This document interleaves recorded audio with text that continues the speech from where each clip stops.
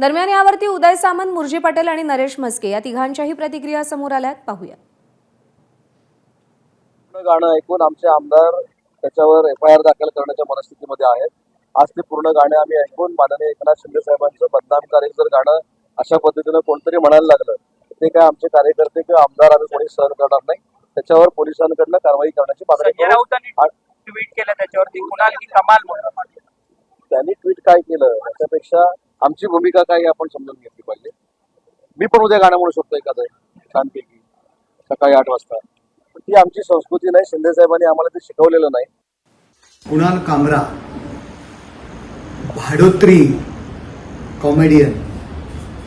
कुणाल कामरा सापाच्या शेपटीवर पाय देण्याचा प्रयत्न करू नका.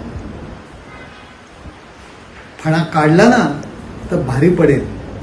संजय राऊत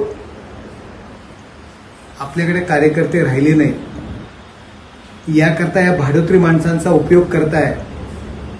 तुमच्यात हिंमत असेल ना तर तुम्ही या ना, सामोरे या तुम्ही. हे काय भाडोत्री या विदूषकांकडनं एकनाथ शिंदे साहेबांना टीका करायला लावताय.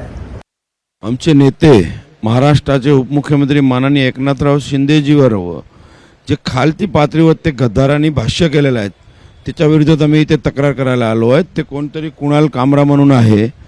जर ते 2 दिवसात त्यांनी शिंदे साहेबांची माफी नाही मागितली तर शिवसैनिक त्यांना रस्त्यावर फिरू देणार नाही.